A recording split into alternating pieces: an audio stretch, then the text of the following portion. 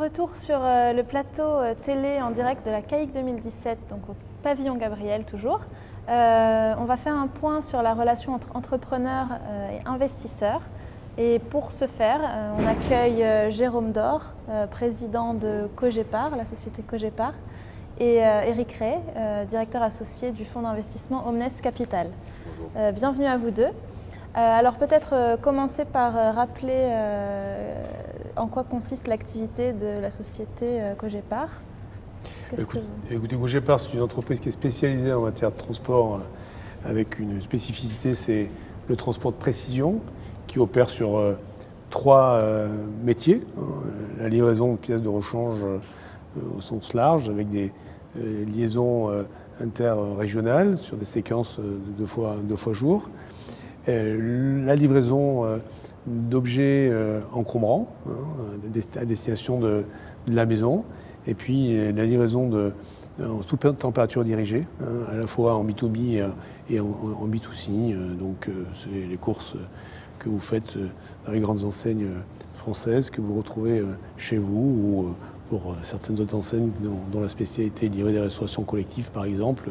Donc d'aller apporter des plateaux repas auprès d'écoles, par exemple, ou d'hôpitaux.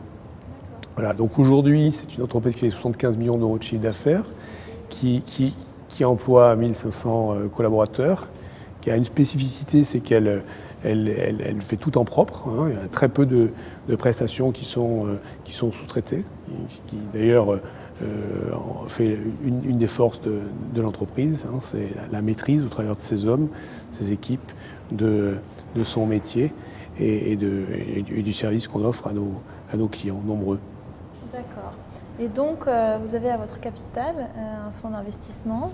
Absolument, j'ai un associé qui est un fonds d'investissement. Voilà, Omnes Capital.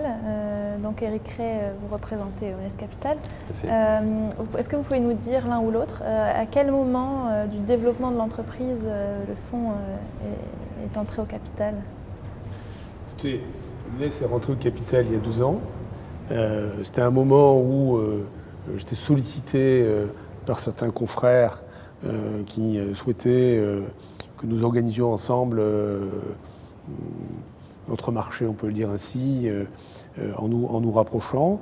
C'était une solution que je ne trouvais pas intéressante à la fois pour l'entreprise, mais aussi finalement pour le marché dans sa globalité.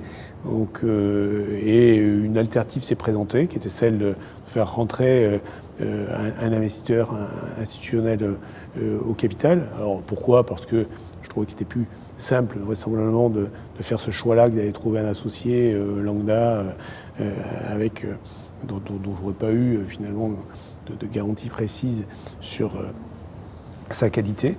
Donc j'ai rencontré 4 fonds, j'ai rencontré des gens formidables, et puis parmi ces gens formidables, il y en a un qui effectivement est sorti du lot, c'était Omnes. Voilà, encore plus, absolument. Et alors de votre côté, Omnes, qu'est-ce qui vous a plu chez Cogépar? Pourquoi vous avez souhaité investir dans l'entreprise? Alors plusieurs choses, mais la première c'est l'entrepreneur, c'est-à-dire que chez Omnes, la clé, on va se qualifier de fonds qui sont proches des entrepreneurs, c'est-à-dire la dimension entrepreneuriale, accompagner quelqu'un qui crée, qui développe. Donc ça c'était la première brique. La deuxième brique que l'on a identifiée, puisque effectivement des entrepreneurs il peut y en avoir beaucoup, c'est le sous-jacent et l'histoire de Jérôme avec le sous-jacent de son entreprise. Donc comme il l'a rappelé, il est parti en 86, il a créé sa société, et je pense qu'il y a eu une convergence entre un moment où il rencontrait un marché qui décollait relativement fort, avec une volonté de sa part de devenir de plus en plus national et d'aller sur la livraison de courses à domicile, qui n'était pas le secteur sur lequel il était le plus présent. Donc cette convergence-là, donc cette dimension pour le coup entrepreneurial, puisque c'était un développement de son côté et c'était un acte d'actionnaire, entrepreneur et engagé de notre côté. Donc c'est cette convergence-là, quoi. Donc c'est ces deux ingrédients, je dirais, qui fait qu'on a bien accroché avec le projet du Jérôme. Voilà. Et alors, si vous deviez un peu faire le bilan sur ce que vous apporte Omnes outre le capital, qu'est-ce que vous diriez Moi, j'ai besoin d'un associé. À partir du moment où je faisais le choix, c'est un choix mûrement réfléchi, compliqué quand on est resté aussi longtemps seul, hein, parce que je suis resté donc quasiment 28 ans seul, ou quasi. Après, une équipe rapprochée qui m'aide bien au quotidien, mais néanmoins, c'est pas tout à fait la même approche que lorsque on est complètement embarqué dans le même bateau, si je puis dire. J'avais besoin d'avoir un associé avec lequel on puisse partager réellement certains sujets, qui ait une vision probablement également très différente de la mienne, hein, parce que c'est, je pense, dans la contradiction, si vous voulez, dans un regard à la fois nouveau, mais également très différent, et intrinsèquement plus financier, si vous voulez, que je pouvait à un moment donné également évoluer. Voilà. Quelquefois aussi un miroir, ce qu'on dit, c'est-à-dire que voilà, pouvoir avoir une observation différente de moi-même pour permettre à l'entreprise de continuer à progresser. Et concrètement, alors, la collaboration, elle se passe comment? Enfin, vous vous appelez, vous voyez, quelle fréquence, comment ça se passe? Je peux répondre, enfin, c'est un peu à la carte, c'est-à-dire qu'il y a des choses qui sont préétablies, qui sont la vie normale d'une entreprise avec un conseil d'administration tous les trimestres, donc ça c'est voilà, c'est le standard, mais ensuite je dirais il n'y a pas vraiment de règles, c'est-à-dire que on s'échange, bon, il y a la collaboration entre les services de Jérôme, donc la direction financière et nous, et mes équipes, sur les échanges d'informations financières, et donc à la limite ça se passe même plus au niveau de Jérôme et un peu en dessous du mien, donc où c'est le suivi des affaires, et après avec Jérôme c'est à la demande, on s'appelle régulièrement, on essaie de se voir. Jérôme se déplace assez souvent, donc quand il fait un saut à Paris, voilà, on se voit, mais là je dirais c'est le cours normal du business qui crée l'événement plutôt que de cadrer. Encore une fois, la philosophie d'Omnes, c'est de booster, d'amener de la confiance aux dirigeants en disant voilà, on est là, on te pousse sur une voie sur laquelle peut-être tu n'as pas été, et notamment je pense des sujets de croissance externe Jérôme a accompli un certain nombre depuis qu'on est là et qu'on essaye d'accélérer. Mon rôle est là d'être à disposition et pas, voilà, Jérôme aime à le rappeler, un entrepreneur ça a besoin d'être libre dans son acte, donc moi je suis pas là pour... Je suis là finalement un peu pour rappeler et être des fois des forces de rappel sur certains sujets, mais j'ai pas trop à jouer ce rôle-là avec Jérôme. Mais on est là pour effectivement plutôt accompagner et lui dire si tu as besoin de moyens dans tel ou tel domaine, et notamment sur des sujets qui ne sont pas son cœur d'activité. Hein. Lui, son cœur d'activité, c'est le transport et servir ses clients. Mais par contre, sur le sujet études de croissance externe, la finance, l'organisation, c'est là-dessus où certains de mes collaborateurs vont travailler avec le directeur financier sur des axes d'amélioration, etc. Donc on est au service, disons c'est la valeur ajoutée qu'on essaye d'apporter de notre côté, et encore une fois ça je pense pas qu'on puisse vraiment le cadrer de façon formelle si on veut respecter le cadre de liberté dont a besoin l'entrepreneur. Donc voilà comment j'essaierai de résumer un peu les choses. Oui, mais c'est très bien résumé. Je crois qu'aujourd'hui, si vous voulez, c'est plus psychologique qu'autre chose, hein. C'est-à-dire que je sais que je peux compter sur une équipe, et Eric, son président aussi, qui ont l'occasion d'échanger régulièrement. Voilà. Bon. Dès lors que j'ai un questionnement qui mérite qu'il y ait une réflexion ou une confirmation, je sais que je peux compter sur cette équipe-là, et ça c'est effectivement très rassurant quand, encore une fois, pour ce qui me concerne, parce qu'évidemment chaque cas est différent, on est resté pendant si longtemps seul avec soi-même, quoi.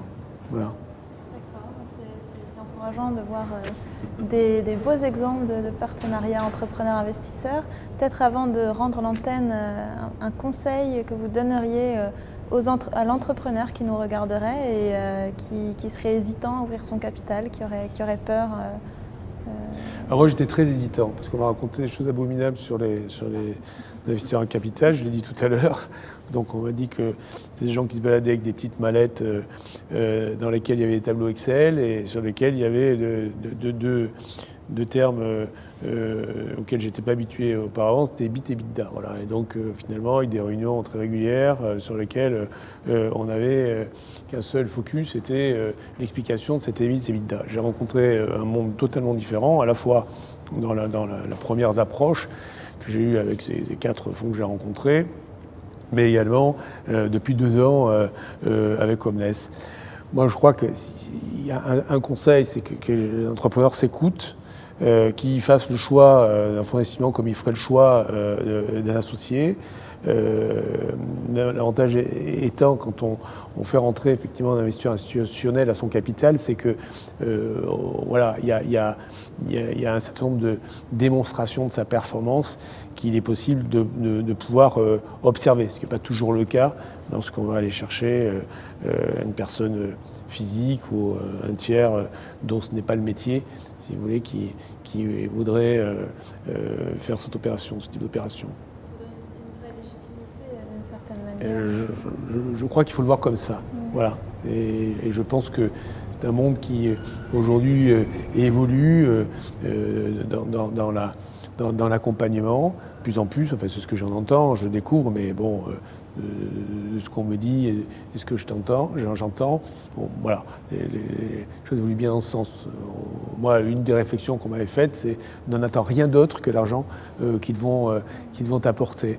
Bon, écoutez, l'argent qu'ils vont apporter, on l'a vite oublié. Aujourd'hui, j'ai beaucoup d'autres avantages, beaucoup d'autres choses qui m'ont été amenées et qui n'ont rien à voir avec l'aspect financier. Et c'est une réussite, puisque entre le moment où Omnes est rentré au capital et aujourd'hui, on a doublé notre chiffre d'affaires. Vous voyez, donc c'est 2 ans. Donc doubler en 2 ans, quand on est parti de 33 millions d'euros, ça fait quand même pas mal de bruit, enfin un peu plus que doubler du reste. Donc voilà, donc ça fonctionne.